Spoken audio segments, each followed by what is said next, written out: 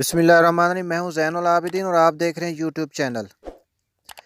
आजकल जो केपी के अंदर जो पीटीआई को बहुत बड़ी शिकस्त हुई है, उसके नतीजे में लंगड़े घोड़े और बूढ़े शेर मैदान में आ गए हैं और सियासत का मैदान जो है वो एक शादी हाल की तरह सज गया है।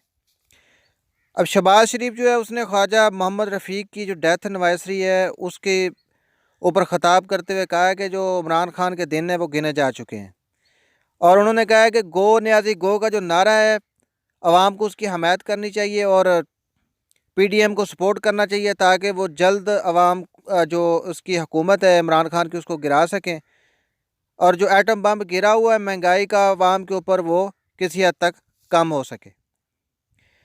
अब जो जरदारी है उसका तो आपको पता ही है कि वो बहुत बड़ा पहलवान है सियासत के मैदान का और नवाज शरीफ जो है वो तो सियासत कर के अब बूढ़ा शेर बना हुआ है। अब ये दोनों जो है ना अपनी कचारों से बाहर आ गए हैं और बिलों से बाहर आके इन्होंने इमरान खान को ललकारा है। बल्कि जरदारी ने तो ये कहा है कि मैं अब जो है लाहौर और इस्लामाबाद के अंदर बैठकर इमरान खान को जवाब दूंगा। और जरदारी के बारे में आप कोई चीज़ अंडर एस्टिमेट ना करें, वो उसी वक्त भी कुछ भी कर सकता है क्योंकि जो नैब में उसके ख़िलाफ़ केस थे और जब अदालत में सबूत पेश करने थे तो नैब ने जाकर कहा कि हमारे पास तो सबूत ही नहीं है, हमारे पास तो दस्तावेज़ात ही गुम हो गए हैं। अब जरदारी किस बला का नाम है ये आपको जानना मुश्किल नहीं होगा कि जो बंदा नैब के अंदर से सबूत गुम करवा सकता है और दिन दहाड़े जिसके ऊपर करप्शन, मनी लॉन्ड्रिंग और जो पूरे मुल्क के सासा जाते हैं जिसने गबन किया हुआ है, वो ना अदालतों को काबू दे रहा है और ना जो है दूसरे इदारों को काबू दे रहा है। अब देखते हैं कि जरदारी इमरान खान के मुकाबले में आकर क्या कहता है। उसके बाद ये जो शहबाज शरीफ है उसकी तकरीर के अंदर ही एजाज सादक ने ये बात की तनबीह भी दे दी है कि जो नवाज शरीफ है वो इंशाल्लाह जल्दी वापस आ जाएगा। अगर जरदारी इतने बड़े बड़े कारनामे कर सकता है तो नवाज शरीफ के वापस आने में कौन सी बात है जो समझ में नहीं आती। अब अगर इमरान खान की हुकूमत डूब जाती है और हुकूमत गिराने के बाद अगर शहबाज शरीफ मुल्क का वज़ीर आज़म बन जाता है तो जो उनके ऊपर मनी लॉन्ड्रिंग के जो दूसरे केसेस हैं वो सब ख़त्म हो जाएंगे और नवाज शरीफ साहब आकर दोबारा जो मुल्क की बागडोर संभाल लेंगे। अब केपीके की शिकस्त के बाद इमरान खान ने जो एक बहुत बड़ा एक्शन लिया है, उस्मान बज़दार और दूसरे जो पार्लियामेंटेरियन है उसके साथी उनको बुलाकर सेक्रेटरीट के अंदर एक इजलास किया गया है जिसके अंदर कोई लाए अमल तैयार किया गया है कि आइंदा पंजाब की जो इलेक्शन है उनमें क्या किया जाए। अब होना क्या है वो मैं आपको एडवांस बता रहा हूँ। ये जो पंजाब की सियासत है इसमें जो सियासी लोग हैं एमएनए एमपीए वो तो पहले ही एक यानी कि कश्ती के मुसाफिर नहीं हैं। अब इमरान खान के साथ वो इसलिए मिले थे कि ये जो सियासतदान है ये मुल्क के ट्रेंड को और आवाम के ट्रेंड को और उसके रवैये को इन्होंने नोट किया हुआ है कि 5 साल अगर किसी की हुकूमत आती है तो जब उसके हुकूमत के 4 साल गुजर जाते हैं तो आवाम उसके ख़िलाफ़ हो जाती है और इन्हें पता चल जाता है कि अब इसकी हुकूमत दोबारा नहीं आएगी कि तो ये दूसरी पार्टी के साथ मिल जाते हैं। और इसी तरह इन्होंने इमरान खान के 3 साल तक जो है ना बहुत शोहरत उसकी की और उसके बाद जो इमरान खान की पार्टी में घुस गए। अब इमरान खान की हुकूमत जो है उसको टाइम पूरा होने में ज़्यादा वक्त नहीं है, 1 साल या उससे थोड़ा सा कुछ ज़्यादा अरसा रहता है। अब इन्होंने करना क्या है कि अब इन्होंने अवाम के अंदर एक खलबली मचा दी है कि इमरान खान तो अच्छा लीडर ही नहीं है, हमसे तो एक बहुत बड़ी गलती होगी कि हमने इसको चूज़ कर लिया है और उन्होंने इसने अवाम के ऊपर महंगाई के और दूसरे जो माशी बम है वो गिरा दिए। अब अवाम हमें माफ़ी दे दे और हम जो है अवाम को नया लीडर ढूंढ कर देते हैं जो इंशाल्लाह इनकी मुश्किलात को हल करेगा। अब ये सारे आहिस्ता आहिस्ता एक एक करके इमरान खान के साथ तितर बितर हो जाएंगे। इसके बाद इमरान खान जो सबसे बड़ा स्टेप लेने वाला है वो कैबिनेट को तब्दील करने वाला है।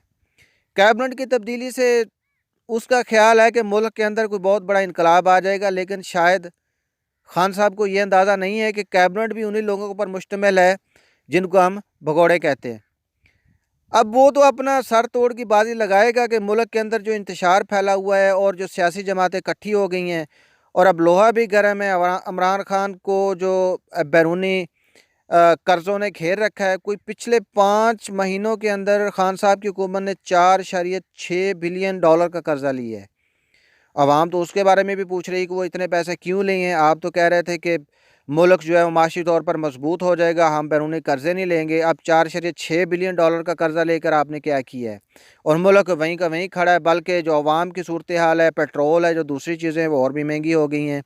अब इमरान साहब शिकंजे में फंसे हुए हैं, और पीडीएम जो है वो बिल्कुल ऐन वक्त पर, जिसको कहते हैं कि लोहा गर्म हो तो चोट लगाई जाती है, अब जरदारी, नवाज शरीफ, शहबाज शरीफ, बिलावल और पीडीएम की जमातें, मौलाना फजल रहमान, सब मिलकर इस इमरान खान को चोट लगा रहे हैं।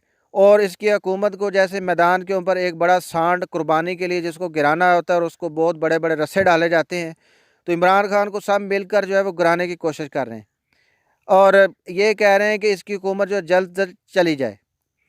अब ये तो है हमारे मुल्क का सियासी निज़ाम, जिसमें अवाम जो है वो बेवकूफ़ बनी हुई है। अब धोखा किसके साथ होता है? धोखा हमेशा हमारी मज़लूम अवाम के साथ होता है, जिसको हाथ कोई दिखाया जाता है और थप्पड़ दूसरे हाथ से मारा जाता है। लेकिन इस अवाम को भी तो बाशऊर होना चाहिए कि ये हर 5 साल बाद जो हमारे साथ खेल खेला जाता है, और सियासतदान हमें नया रोना रोक कर बता देते हैं, और हर 5 साल के बाद अपनी पार्टी तब्दील कर लेते हैं, तो क्या ये हमारे साथ सियासत तो नहीं हो रही? अगर इंसान इतनी जो अवाम है इतनी बाशऊर हो जाए, तो इंशाल्लाह हमारे मुल्क का जो सियासी निज़ाम है वो बिल्कुल ठीक हो जाएगा। उसके बाद बलूचिस्तान में ISPR की खबर के मुताबिक जो खाना जंगी जारी है, और जिसमें दहशतगर्द जो तंजीमें हैं, कालादम तंजीमें हैं, उन्होंने एक चौकी के ऊपर हमला करके जो पाक फ़ौज के 2 जवान शहीद कर दिए हैं। अब इन जवानों में मंजर अब्बास, लांस नाइक और सिपाही अब्दुल फतेह शामिल हैं। अब ये कोई पहली दफ़ा नहीं हो रहा, इसी महीने को 14 दिसंबर को भी इन्हीं दहशतगर्दों ने बलूचिस्तान के अंदर हमला करके एक हमारा जो जवान है वो शहीद कर दिया था। और उससे पहले जो नवंबर का महीना है, उसमें हमारे 2 सिक्योरिटी फोर्सेस, जो आर्म्ड सिक्योरिटी फोर्सेस के जवान हैं, उनको शहीद किया गया था। अब पाकिस्तान को लगभग कोई इसी खाना जंगी की वजह से कोई 80,000 हमारे जो लोग हैं वो जानों से हाथ खो बैठे हैं, और जो हमारा पाकिस्तान का कौमी सरमाया उसको कोई $1 बिलियन से ज़्यादा का नुकसान हो चुका है। अब ये करवा कौन रहा है? ये जो सारे बलूचिस्तान के अंदर खाना जंगी और ये दहशतगर्द जो लोग हैं घूम रहे हैं, इनको कौन सपोर्ट कर रहा है? इनको जो इंडिया की रॉ एजेंसी है और दूसरे बड़े बड़े जो मुल्क हैं जो पाकिस्तान के ख़िलाफ़ हैं, उसकी सालमियत के ख़िलाफ़ हैं, वो इनको फंडिंग करते हैं, और ये पाकिस्तान के अमन चैन को जो है ना वो तबाह करने के लिए दहशतगर्दों को हर वक्त मुनज़्ज़म रखते हैं, और वो जो है हमारे जो आर्म फोर्सेस हैं उनके साथ झड़पें उनकी लगी रहती हैं, और खाना जंगी का सिलसिला जारी रहता है। तो देखते हैं इंशाल्लाह हमारी जो ISPR के मुताबिक फ़ौजी हैं वो फ़ौरन कार्रवाई करती हैं, और उन्होंने जो है ना इलाके को घेरा हुआ है और इन दहशतगर्दों को तलाश कर रही है। इधर जो यूनाइटेड नेशन की सलामती कौंसिल है, OIC के इजलास के बाद एक बहुत बड़ा जो इनकलाब उसके अंदर आया है, वो ये है कि सलामती कौंसिल ने अपना रवैया तब्दील कर लिया अफ़गानिस्तान के मुतल्लिक़। उसने अफ़गानिस्तान को ढील देने के बारे में एक करारदाद पेश कर दी है, और ये करारदाद जिसको 2615 करारदाद का नाम दिया गया, यानी ये करारदाद का नंबर है जो US ने पेश की है। और इस करारदाद के मुताबिक यूनाइटेड नेशन सलामती कौंसिल के जो रुकन हैं, उन्होंने पाबंदियां नरम करने के बारे में ऐलान कर दिया है कि अफ़गानिस्तान की जो अवाम है उनके ऊपर पाबंदियां लगाना गलत है, और पूरी दुनिया मिलकर इनकी मदद करे। और उन्होंने किन किन चीज़ों के बारे में कहा है कि इन बारे में जो है ना इनकी मदद की जाए। उसमें जी पहले नंबर पर है कि इनको फ़ंड्स जो दे रहे हैं दूसरे मुल्क, उनकी फ़राहमी फौरी तौर पर मुहैया की जाए। उसके बाद दूसरी इमदादी सरगर्मियाँ जो हैं वो इनको पहुँचाई जाएँ, और ऐसे माशी ज़राए पैदा किए जाएँ जिससे मुल्क जो है तरक्की करे, और वक्त पर खाने पीने और दूसरी अशिया की जो तरसील है उनको मुमकिन बनाया जाए। ये तो है जी सलामती कौंसिल का यू टर्न, जो उसने आलमी दबाव के अंदर आकर फ़ौरन ले लिया है, और ये OIC की बहुत बड़ी कामयाबी है, जिसकी वजह से जो सलामती कौंसिल है और उसके बड़े बड़े जो मेंबर थे, जो अफ़गानिस्तान पर बहुत बड़ी बड़ी पाबंदियाँ लगाने का सोच रहे थे और दूसरे मुल्कों को भी मजबूर कर रहे थे कि इस पर पाबंदियाँ लगाएं, उन्होंने अपना रवैया नरम कर लिया है। अगर मुस्लिम ममालिक इसी तरह इकट्ठे होते रहें तो इंशाल्लाह जो कुफर है वो उस पर मुसलमानों की घात बैठ जाएगी, वो मुसलमानों के बारे में कोई बुरा नहीं सोचेंगे। अब औरतों के जो हकूक़ हैं उसके बारे में पाकिस्तान की जो एक तंजीम है, उसने एक वर्कशॉप मुनक्कद की है जिसको नाम दिया गया है जी PCSW का। ये पंजाब कमीशन की तरफ से मुनक्कद की गई है और जिसका मकसद ये है कि इन चीज़ों का पता चलाना है कि अब जो है मुल्क के अंदर औरतों के हकूक़ कहाँ तक पहुँचे और उनका क्या जायज़ा है। तो 2018 और 19 के मुताबिक जो ज़ना के केसेस हैं उनमें कोई 2.8% कमी वाक़या हुई है और इसी तरह तेज़ाब के जो केसेस हैं उनमें 24% कमी वाक़या हुई है। लेकिन इसके बरक्स जो गैरत के नाम पर कत्ल की जाती थी लड़कियां या लड़के, उनको तादाद में 20% तक इजाफ़ा हो गया है। यानी दो चीज़ों में कमी हुई है तो एक चीज़ में इजाफ़ा हो गया है। और ये डाटा जो पाकिस्तान के 36 अजला से इकट्ठा किया गया है, जिनके मुताबिक ये बहुत बड़ी यानी कि पाकिस्तान में औरतों के बारे में रिपोर्ट पेश की गई है।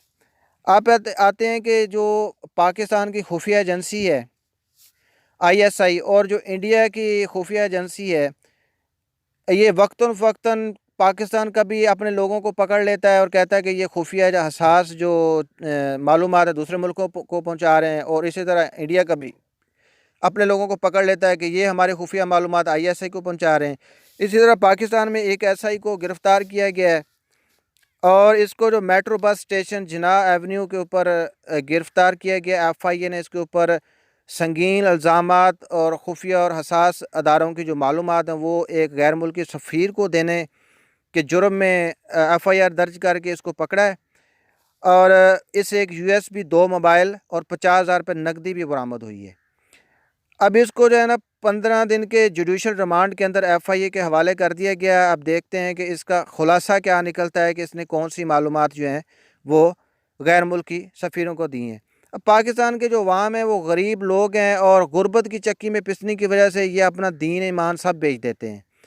इसी तरह जो इंडिया में एक सिख है जो उनकी फ़ज़ाइया का एक सिपाही था, उसने जी उनकी खुफिया मालूमात उनकी एजेंसी के मुताबिक ISI को दी है। यानी उसने अपने मुल्क की खुफिया फ़ज़ाई मालूमात पाकिस्तानी एजेंसी ISI को दी है और उन्होंने उसको पकड़ लिया है और वो भी आजकल जेल की सैर कर रहा है।